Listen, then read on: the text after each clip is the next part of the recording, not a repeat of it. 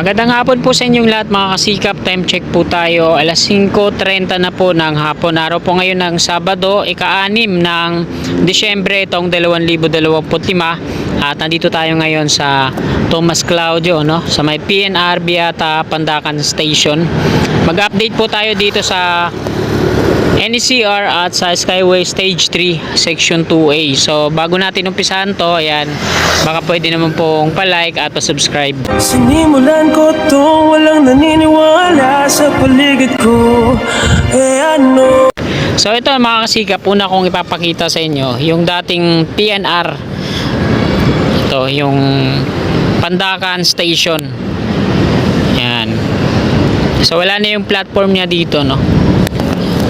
Mula dito yung platform niya, tapos patungo yan dito, diyan sumasakay dati yung mga pasahero hanggang dun sa dulo. So sa ngayon, ayan, burado na, na-clear na nila kasi yung mga columns niyan dito yan sa may bandang gitna ng flyover na to. Bali itong flyover na to mga kasikap, madidemolish po ito, no? Yung may mga cross na kulay pula dyan sa gitna, ang patungo dun sa kabilang flyover, ayan yung magiging columns niya. Meron din dito, marami patungo dun. So dito, ano na lang to, sakop na lang to ng ano, magiging right of way niya, pero hindi dito, no, yung mga columns niya dito mismo sa may bandang gitna. So ito po yung Skyway Stage 3 Section 2A, no, dito.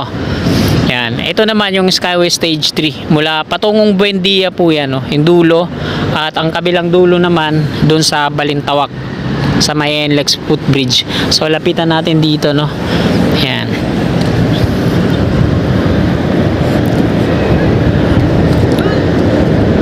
Yan. Dito sa baba, napakalawak din yan. Dito dati pumapasok yung mga pasahero pagsasakay dito sa PNR Beata Pandacan. Tapos papasok diyan sa kanan, tapos doon sasakay sa platform, pipila doon sa na-demolish dito sa kabila. So ito na mga kasikap yung latest na progress po dito sa Skyway Section 2A. So ulitin lang natin ulit, diyan sa taas southbound, diyan i-connect yan. Northbound naman sa baba, ito yung unang mga pair nya. So wala pang pair head kabila, no, bukod-bukod yan. Yung pangalawa, ito yung double decker. At ito na yung progress dito. Yan. Meron ng platform sa taas at nag-re-rebar na rin sila sa coping beam, mo. Ganyan kalaki niya, no. So, pag natapos yan, ganito yung kakalabasan yan. Nasa baba. Yan, double decker kasi yan. Tapos dito naman sa likod, ito na. Nilagyan na nila ng forma, oh. Yan. May forma na po yan. Ang next na step na dyan, magpo-pouring.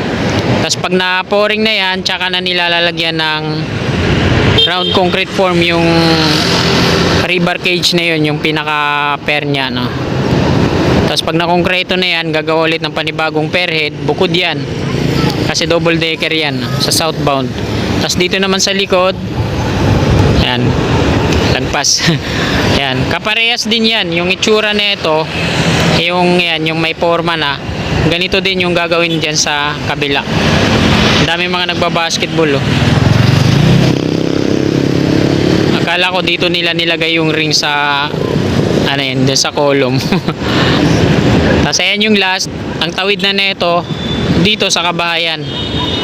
Ayan, dyan sa Kabayan, patungo dun sa Santa Mesa. At ayan mga kasikap, nakuna na po natin ng video po dito, update ngayong araw ng Sabado. Dadako na tayo dun sa may on-ramp, off-ramp sa may Santa Mesa na mismo kung saan ito ililink. Ayan, sana umabot pa yung battery ko, 10% na lang. Sana makaabot pa hanggang dun sa may sa may PUP Santa Mesa at makunan natin para di naman sayang yung oras na pagpunta natin dito. Sana lang. Ayan, liko tayo. Ayan yung mga kulay pula mga kasikap po.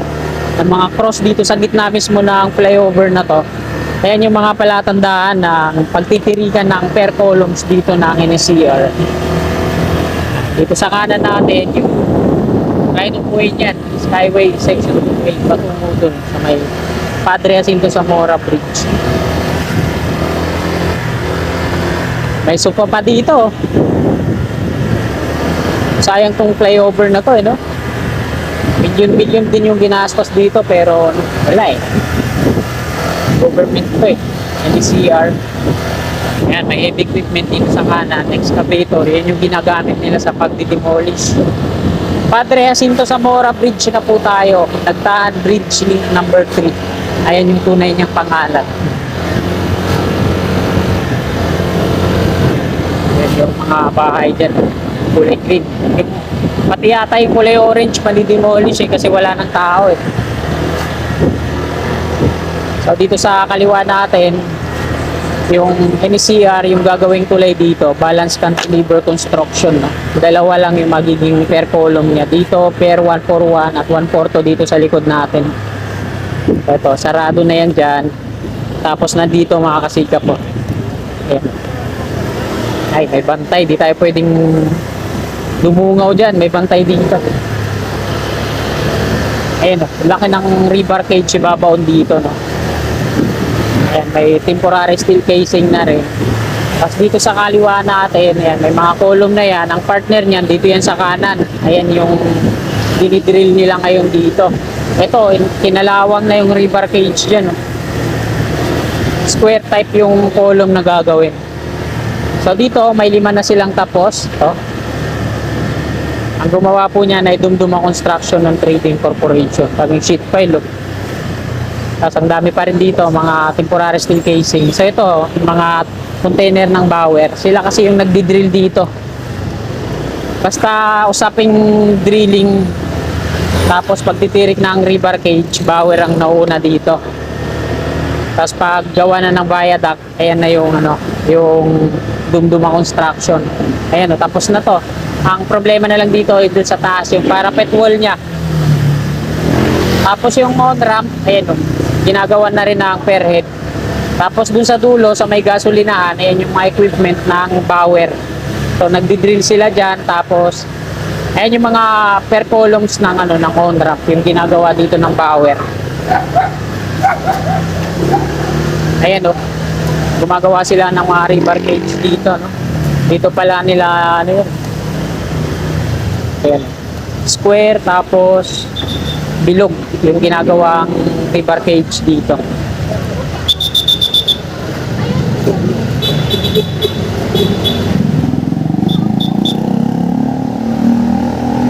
Sayang natin nakunan dun sa may At ayan mga kasikap, nandito na tayo sa may Valenzuela Street. Dito po ang patungo nun, yung off-ramp. So hanggang dito na lang, magandang gabi po sa lahat. Sana papalo naman po, sana pa-subscribe naman po at pa-like sa ating video. Magandang gabi, God bless po sa lahat.